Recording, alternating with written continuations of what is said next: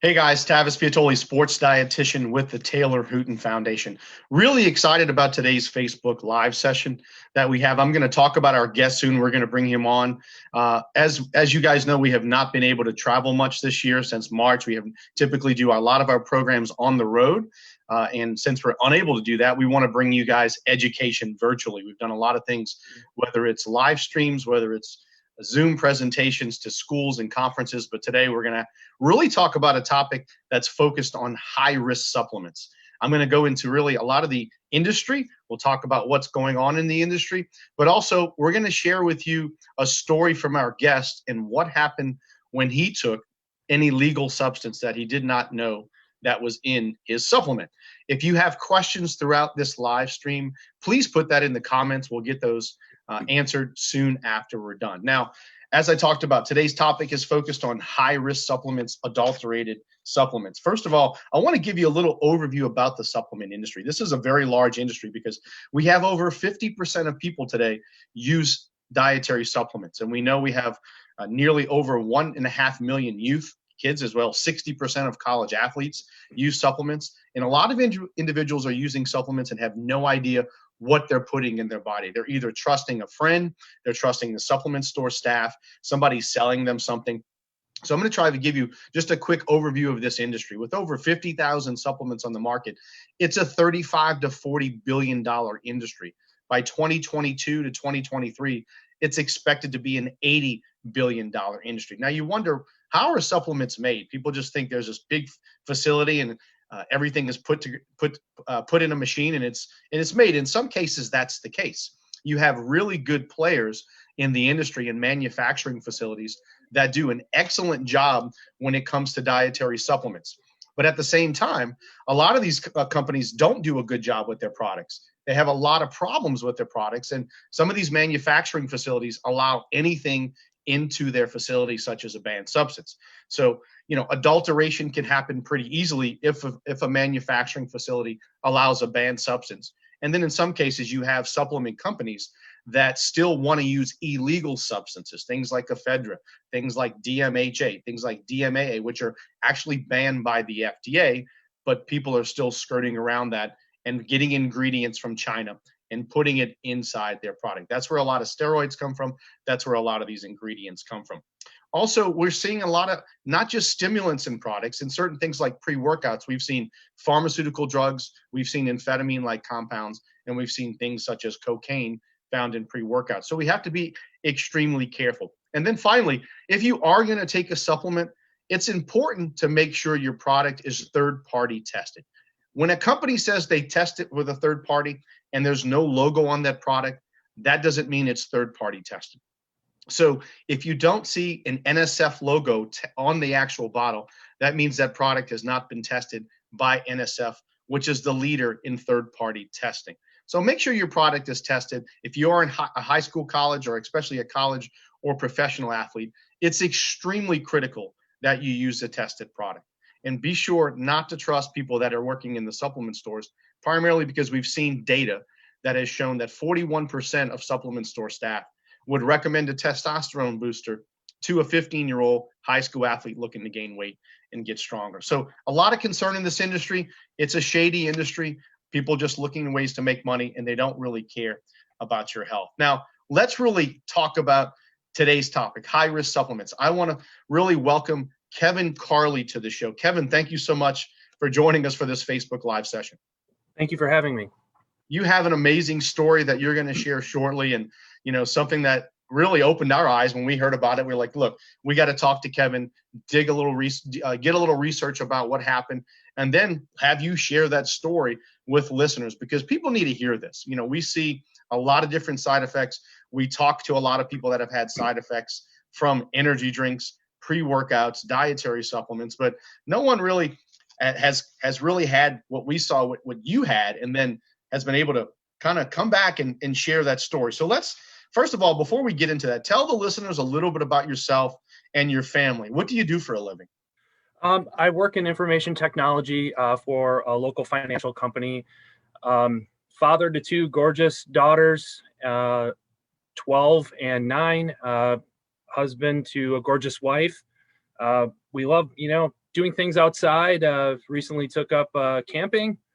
Um, you know, just an outdoors guy. I've always been an outdoors guy. I was in the Marine Corps, so I was hardened with fitness. I played high school sports. Uh, I just like to stay busy. That's pretty much it.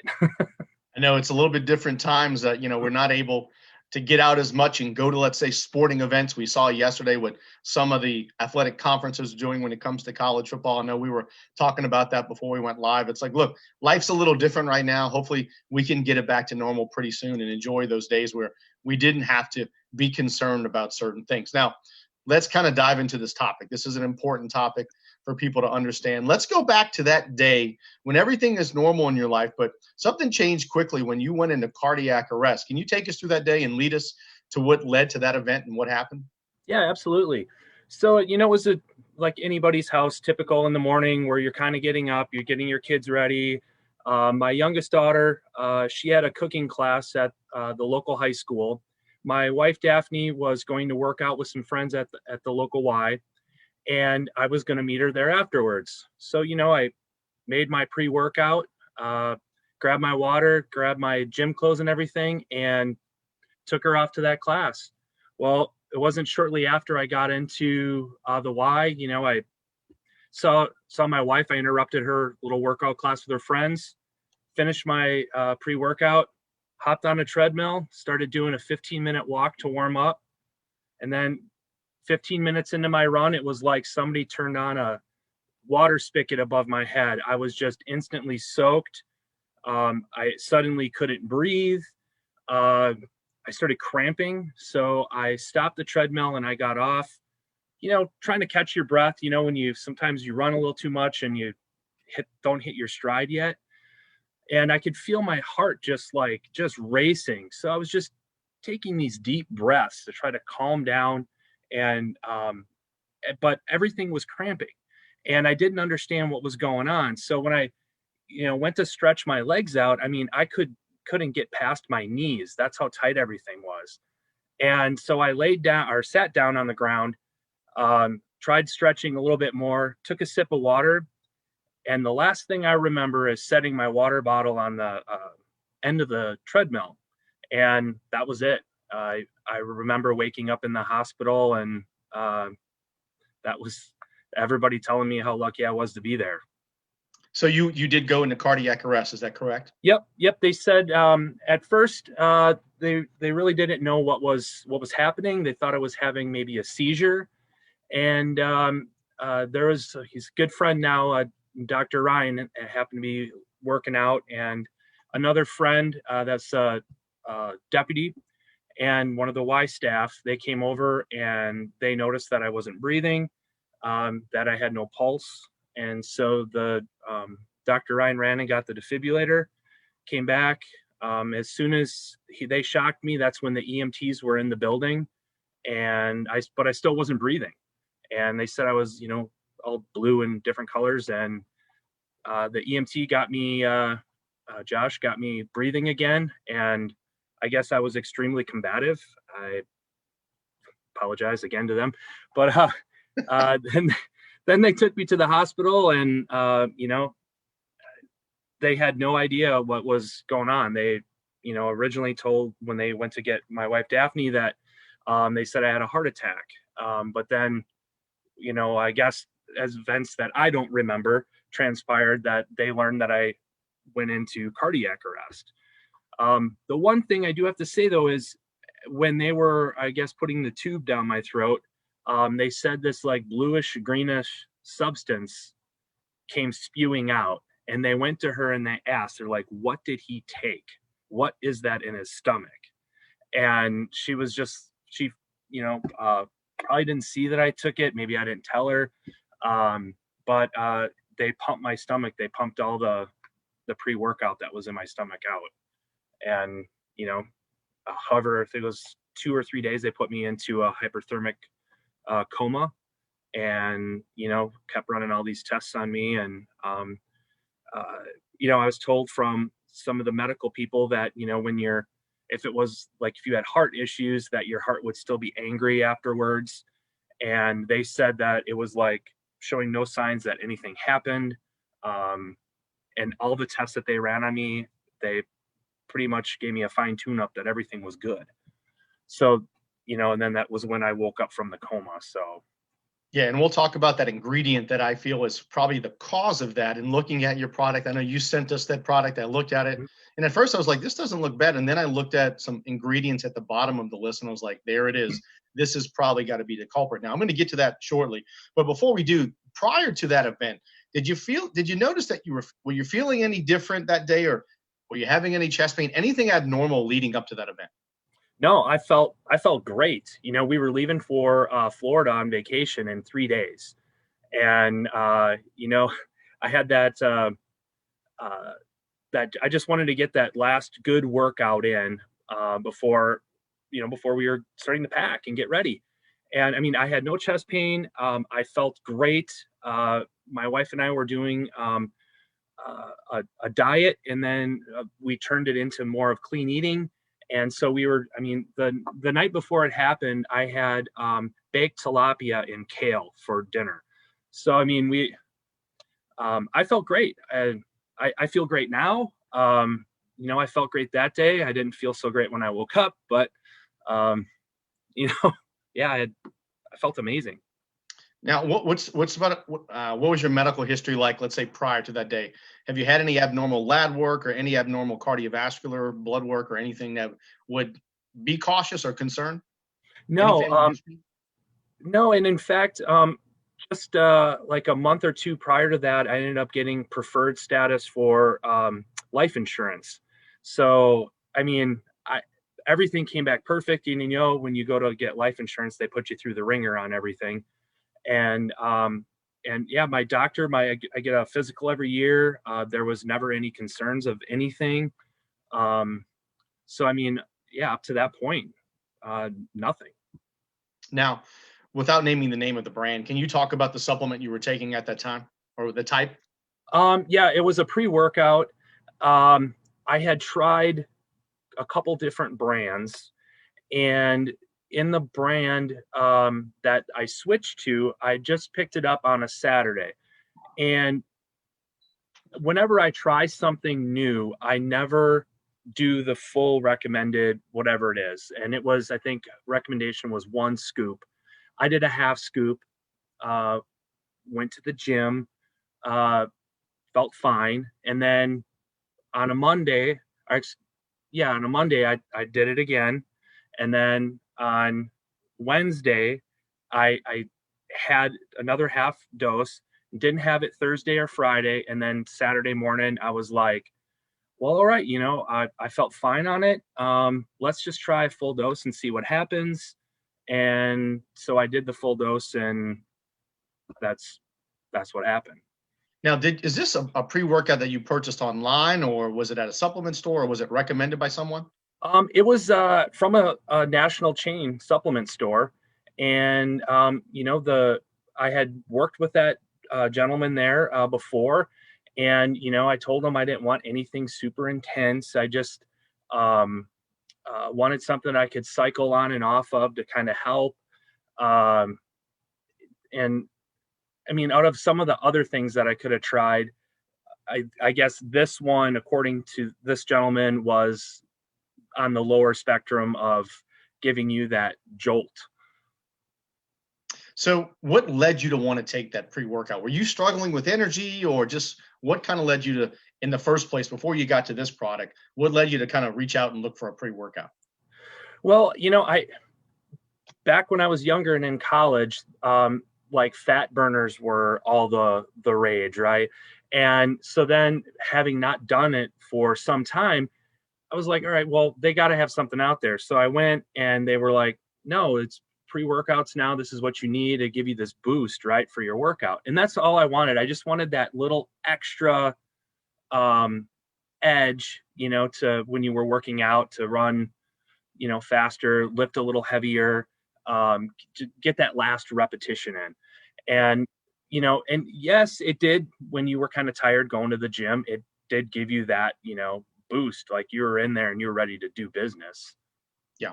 Yeah, it's pretty common. I've seen guys in the gym. I mean, you can see them mixing these things up, and I obviously they're mixing up some sort of pre-workout unless they're doing some sort of protein. But anything with color or fruity color is usually going to be a pre-workout. Now, how long were you taking this specific pre-workout? This one specifically was the Saturday before um, my cardiac arrest, is when I first purchased that. This All right, so particular one. this was a new product for you. Yes. And then Yep. you said before that you were taking you went through a few other different brands along the way. Yep. Yep. Okay. Went through a few of them. What about supplement use in the past? Have you used any supplements in the past, like that you can recall? Like it could be fish oil, multivitamin, anything that you feel could be of concern? I used to take multivitamins, especially when I was in the Marine Corps. I took multivitamins. When I really got into working out, I would take some creatine here and there. But I would follow the advice from the place that I got. It wasn't a national chain. It was a gentleman that was into bodybuilding, and he was like, take it on, these days, don't take it for this long, do this, do that. So I felt like that was some really good advice. But as far as that, no, I never really, aside from those fat burners and, multivitamin or some creatine, um, I, I never really took anything. Yeah, and I just want to kind of let our viewers know, there was a study done in 2017 in the Journal of Pediatrics where the author of this study pretended to be a 15-year-old high school male who was trying to get bigger and stronger. And he called over 240 supplement stores, 244 to be exact, to ask them what can he take to get bigger and stronger. 41% would have recommended or was recommending a testosterone booster over the phone. So when we go back and look at just where to purchase these vitamins, it's a Russian roulette type industry because most people don't know that. And we're going to trust the supplement store staff, but this is different than pharmaceutical drugs where you get your drugs from a pharmacist, someone who has spent 6 years training. They're a doctor of pharmacy, where the person behind the counter is maybe a college student, maybe someone with no nutrition or medical background whatsoever. And they're recommending things from a very loosely regulated industry. So that's why we have to be cautious. I always say, don't trust the supplement store staff. I'm not saying supplement store staff are bad people. There are some very well-educated people out there that work in the industry, but according to the science, it shows that we're not. Now, when I reviewed your product, the one thing I noticed that really stuck out was DMHA. This is called dimethyl hexamine, which is a derivative or an amphetamine-like compound, and it's banned. It's actually illegal. It is not supposed to be in products. The FDA has actually sanctioned over 12 companies and sent letters to 12 companies that were using this in their product. So this, and again, we don't want to say this is exactly what caused it because there's no way to truly know when you're combining 12 to 15 ingredients, but when you can have a synergistic effect, that was probably the primary cause, which caused an electrical disturbance in your heart, because when you have an amphetamine-like compound, that's going to increase heart rate, that's going to increase blood pressure and cause some problems. Did you have any idea that this was in your product? I had no idea at all. And to be quite honest, I was very trusting in what I was told. And, my eyes have been open since this whole event has come down. And, even when I'm at the store, I pay attention more to, I don't take any pre-workouts or supplements or anything like that. I've stayed completely away from that stuff now. But if I am waiting in the checkout line and, I notice that they sell them now, and like at grocery stores, sometimes you'll see them in the checkout line. I'll just grab the bottle and I'll scroll through the ingredients just to see what they have in there.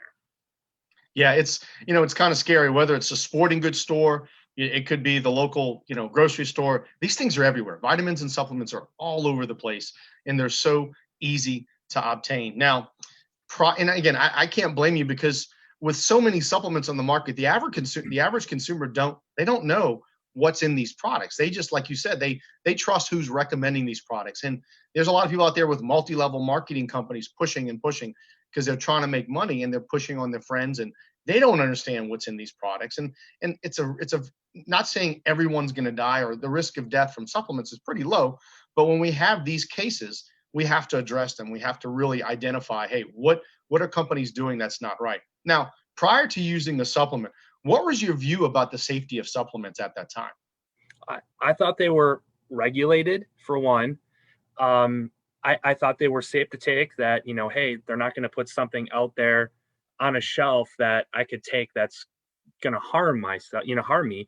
Yeah, I fully thought that this was entirely regulated and that it was safe to do. Yeah, and I want to talk about that a little bit too, because there's a lot of uncertainty. People like, yeah, it's the supplement industry is not regulated; it's regulated. Now it is. The FDA does regulate dietary supplements. There was an act in 1994 called the Dietary Supplement Education Act, Dietary Supplement Health and Education Act, that really allowed or required the manufacturers to do a lot of the education. But at the same time, they really don't step in until events like this happen. When they noticed, for example, dimethylamylamine, DMAA, which is a kind of like a cousin or a brother compound of DMHA, which was in your product. When they started noticing, wow, there's a lot of case studies and a lot of events happening with people using this products with this ingredient, they banned it. Same thing with the ingredient you took, they banned it. That doesn't mean it still can't get in the product, because there are people that can order these ingredients from outside of the US in underground labs and still manufacture these products in their home, or they can use a facility that allows these products in there. So this is how these things happen and how they're still getting in the supplements, because there are people that want to take these ingredients because they're very effective, but they're very dangerous at the same time. And most people like yourself have no idea what's going to happen if they take that. So we want to make sure this doesn't happen again. Now, after this event, did it change? How did it change your view, I guess, of the dietary supplement industry? Oh, it made me extremely skeptical. And it made me think back to, like we'd mentioned before, of like things that I've tried and excuse me, and started thinking, was what was really in there, or was there something else that I didn't know I was taking and I just happened to be lucky at the time? Yeah, I totally view it completely differently now, and I'm making sure to educate my kids as well as nieces and nephews, and um, just to make sure that they know what they're doing, and I just want everyone to be safe. Absolutely. Now, and the last question kind of I really want to go through is just based on your personal experience with over 50% of our country are individuals using dietary supplements. And then we have a lot of young athletes and young individuals, not just athletes, but young individuals looking for ways to change their physique, get bigger, stronger, have more energy. And I've seen actually in our programs, kids as young as eighth grade, using energy drinks and pre-workouts. What advice would you like to share with them based on your story? You know, they don't need it. They should just stay away from it. It's diet and exercise. Diet and exercise. I mean, when I was in the eighth grade, before a wrestling match, my family would have me eat a couple bags of corn nuts before I would go out and wrestle. So I mean, if that was something, if it was psychological, or that it really worked or whatever. But I mean, we didn't really have, or if there were anything when I was that young that was out there, I never took it. I just, worked out harder, practiced more. I when I needed to put on weight, I was always told, eat more meat and potatoes. Um, you know, and I just have learned over time that, you know, while the whole thing is, bigger, stronger, faster, you still got to be yourself. And, you shouldn't have to take something that is going to push your body, that you don't know what could happen. And to get there, I mean, who knows? I mean, in my case, I was lucky where it happened, but, it, I just think that they should stay away from it. I don't think it should be allowed for children, that are, under 18 to take this stuff.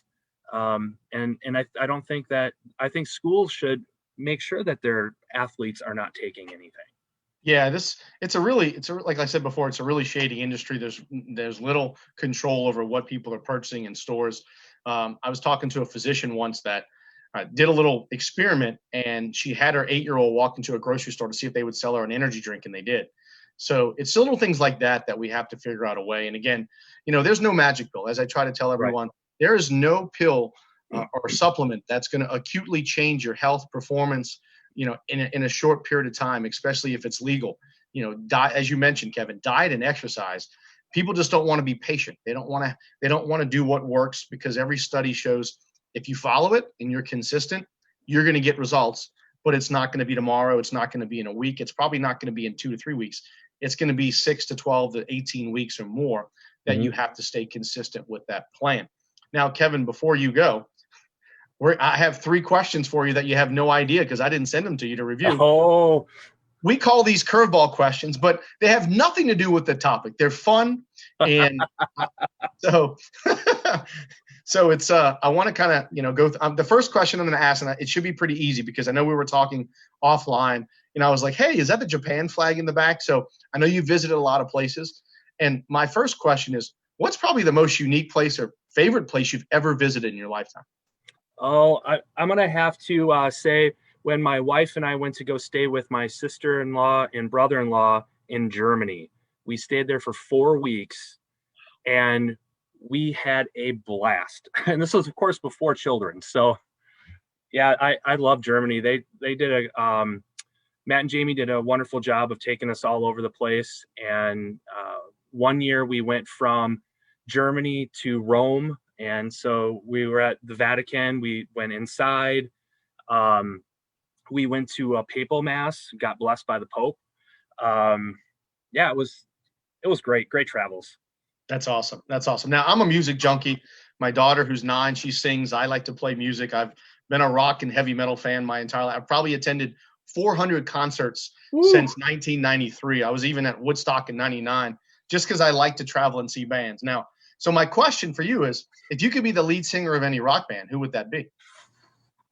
Oh boy. I really like the Foo Fighters. I love the Foo Fighters, man. Absolutely. I'm going to have to say that. Awesome. Man, I've been fortunate to see them in a lot of small venues and big venues like Jazz Fest, and they're just amazing. Dave Grohl is just an entertainer, and that's a fun show. Good. All right, my last question. If you could have dinner with any person, dead or alive, famous, who would that be? Famous.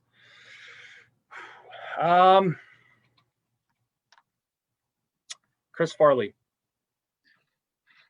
Now, that is a funny actor. That would be an interesting dinner. Why Chris Farley? Well, Wisconsin native. I remember watching him on Saturday Night Live, and every time I watched him on Saturday Night Live, I had tears in my eyes. I was laughing so hard, and I inadvertently, one year a bunch of us went down to Madison for Halloween, and this was, of course, when he was alive, and he happened to be on the other side of the street. Marching, and I was like, oh my gosh, that's Chris Farley. And he stopped and he turned around and waved and said, thanks for noticing. And then he went into a pub. Kevin, if you guys have questions, if y'all are following, if you want to ask questions, go ahead and put them in the comments now before we wrap up. But Kevin, is there anything else you want to share with those watching today, just about your experience? I know you've kind of shared a lot of great information in regards to, what caused your event, but anything else moving forward, and I guess what you've learned from this experience and what not to do again. Well, when we were talking earlier about anything, like if I had any like bad labs, bad anything, my grandparents had heart issues, and I was always told it's your parents that you got to watch out for.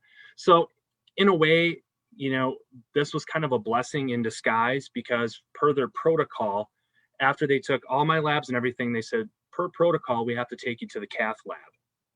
And they did end up finding some blockage, but it wasn't enough to cause cardiac arrest. And they had no idea still what caused it, to the point where they put a defibrillator in me because they couldn't say if it would happen again. Yeah. So, I mean, it was a blessing in disguise, but now I have a device that I don't need, but I'm glad I have, because I'm sure at some point in my life that I'll be glad that I have it.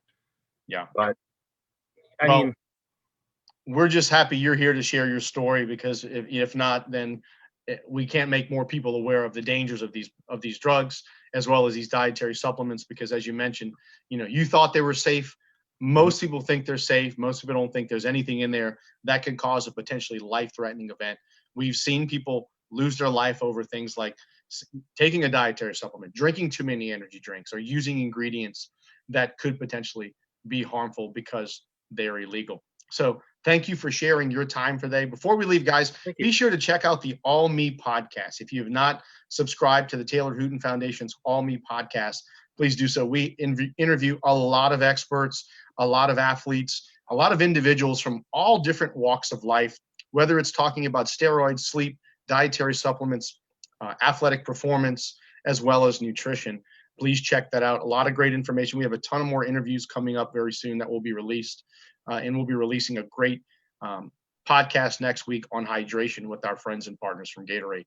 Kevin, thank you again, and I hope you stay safe. And let's get back to normal soon so we can all one day maybe go to a baseball or football game together. I would love that. That would be awesome. You have a wonderful day. You too. Thank you. All right. Bye-bye.